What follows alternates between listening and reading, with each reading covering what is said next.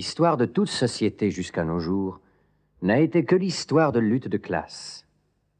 Hommes libres et esclaves, patriciens et plébéiens, barons et serfs, maîtres de jurande et compagnons, en un mot, oppresseurs et opprimés, en opposition constante, ont mené une guerre ininterrompue, tantôt ouverte, tantôt dissimulée, une guerre qui finissait toujours soit par une transformation révolutionnaire de la société tout entière, soit par la destruction des deux classes en lutte.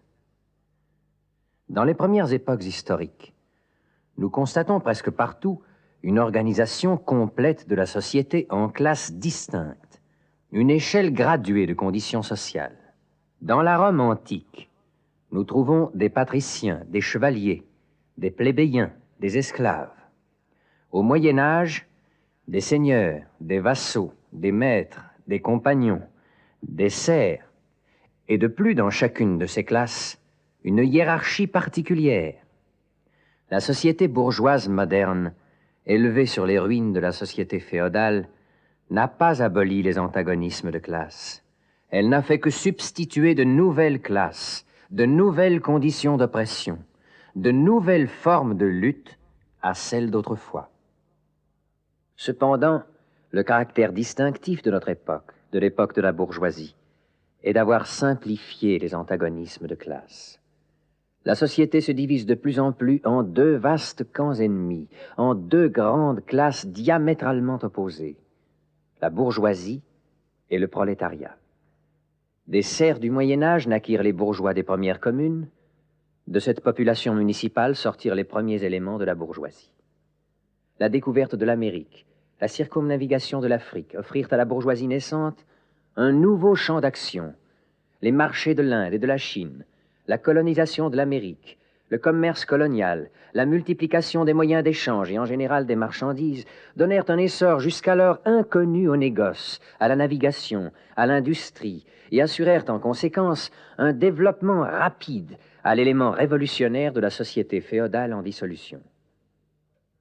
L'ancien mode d'exploitation féodale ou corporatif de l'industrie ne suffisait plus aux besoins qui croissaient sans cesse à mesure que s'ouvraient de nouveaux marchés. La manufacture prit sa place.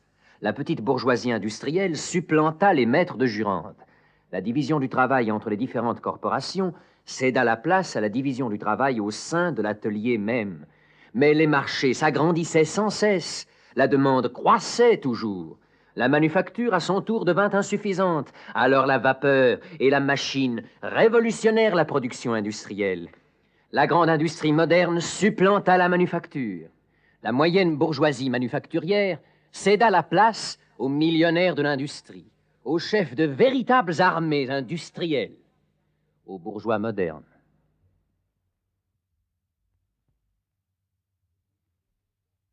Les conditions bourgeoises de production et d'échange, le régime bourgeois de la propriété, la société bourgeoise moderne, qui a fait surgir de si puissants moyens de production et d'échange, ressemblent au magicien qui ne sait plus dominer les puissances infernales qu'il a évoquées.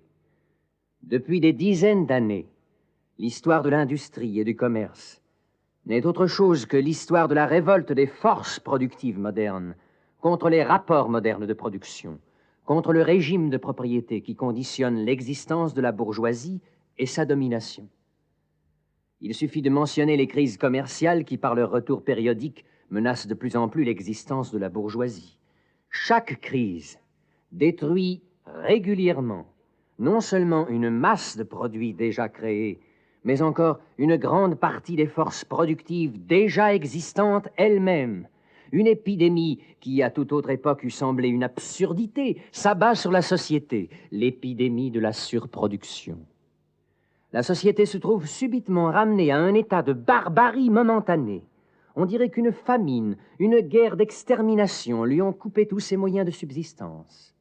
L'industrie et le commerce semblent anéantis. Et pourquoi ? Parce que la société a trop de civilisation, trop de moyens de subsistance, trop d'industrie, trop de commerce. Les forces productives dont elle dispose ne favorisent plus le régime de la propriété bourgeoise. Au contraire, elles sont devenues trop puissantes pour celle-ci, qui alors leur fait obstacle. Et toutes les fois... Nous espérons que vous avez apprécié cet aperçu. Pour continuer à écouter ce livre audio sur Google Play Livres, utilisez le lien dans la description de la vidéo.